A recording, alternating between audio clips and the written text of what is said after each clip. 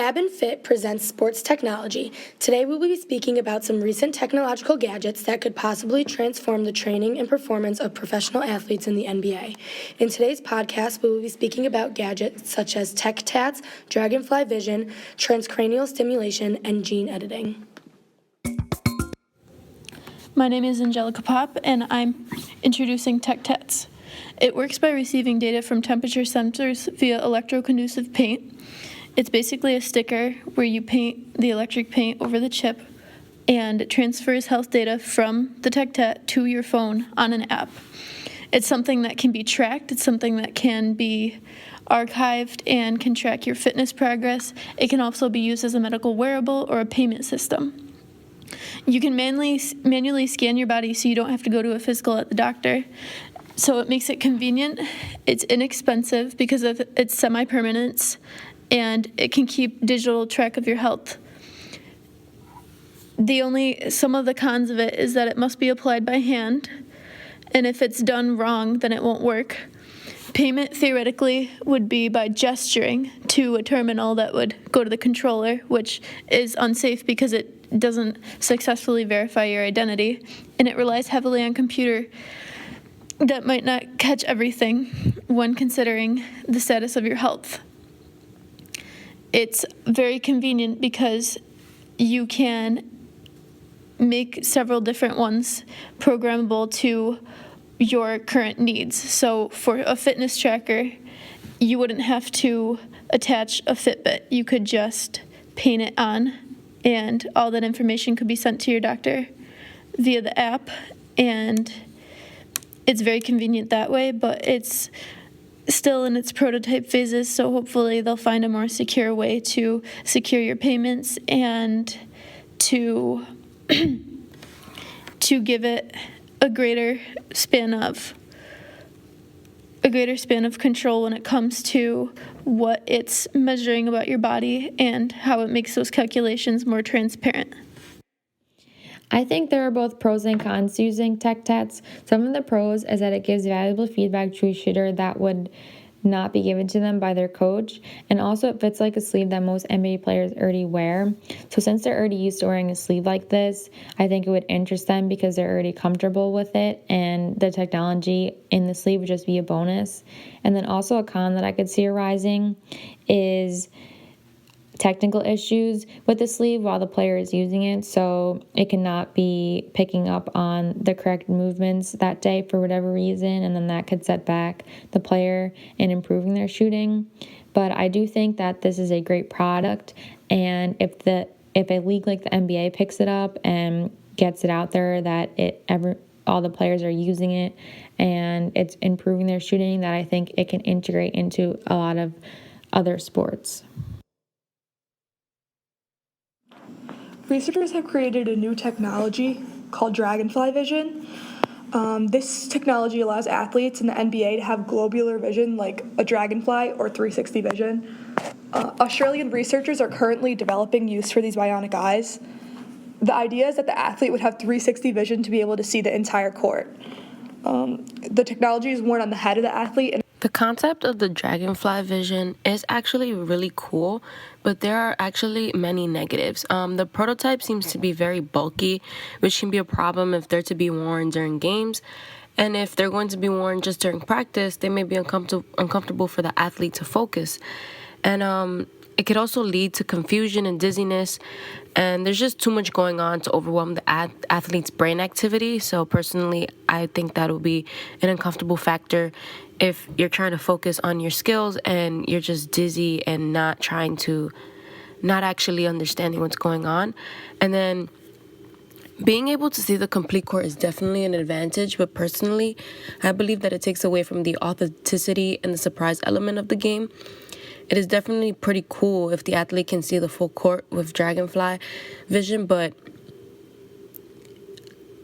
people are mainly going to sporting events because they're exciting and unpredictable.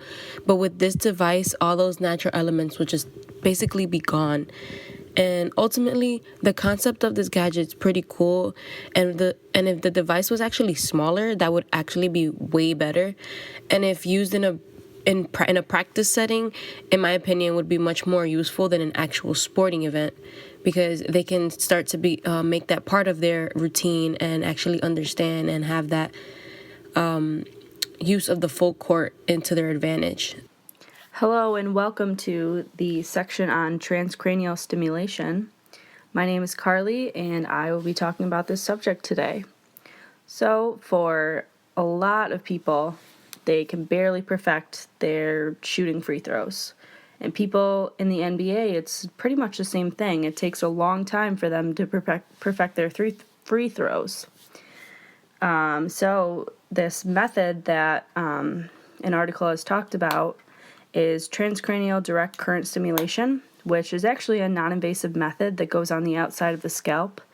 It's basically a hat that goes on a person's scalp with certain electrodes that connect to certain areas of the brain. It's very low current, so it's actually painless, and it's also relatively low cost, which is nice because, if people in the NBA would like to research this method, it's very low cost. So it's also used to treat patients with Parkinson's.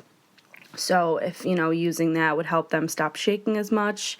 And similarly, it's also used to treat patients with anxiety disorders, which is actually really interesting because it can be used for, a multitude of different things.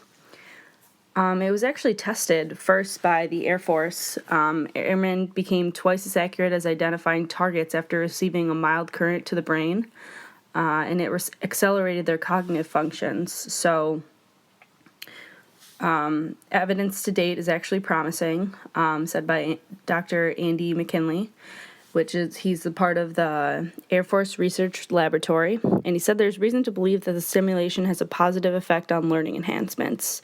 So for this example, they were twice as accurate to identify their targets while they were trying to shoot and stuff like that.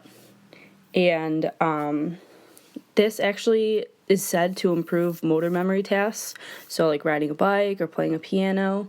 But does this really have anything to do with shooting free throws? Honestly, I don't necessarily think that it does. As I said before, it increases motor memory tasks. But for people who don't have that motor memory already in their brain, I don't think this can develop that motor memory.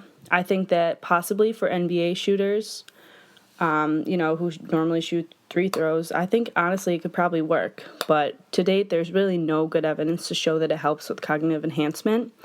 But in that same sense, it is for the healthy people. So, like I said before, Parkinson's for non-healthy patients, but I'm really not sure how I feel about this. I mean, honestly, I think there's more research that could go into it, but as for right now, there's no good evidence to show that it actually works. So if you have any comments, concerns, or would like to comment on this research, let me know, and I'll get back to you soon on that. Thank you. Hey, Megan. Hi, I'm Tori, and today we're going to be talking about the new and upcoming technology of CRISPR gene editing.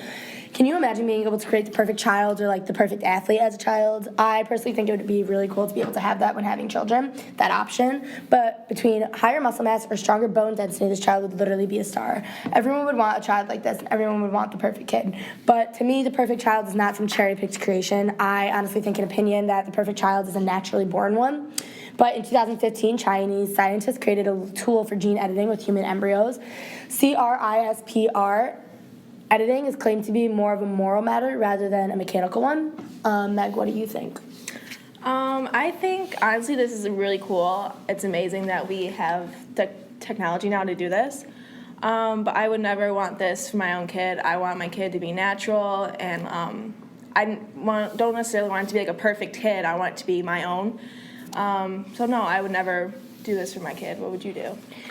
I personally think that it's really cool and it is amazing, and that the fact that we have this technology is really amazing too. But I personally would rather have my child become a professional athlete by hard work and natural bone mass and structure rather than cheating their way to the top before ever being born. Overall, I honestly think this is really cool and an interesting idea, but I personally would never do this for my child in the future. Thanks for listening to Fab N Fit's podcast this week. Let us know what you think about these new technological advances for professional sports. We'll be back soon with another interesting podcast by Fab N Fit, so stay tuned. Bye.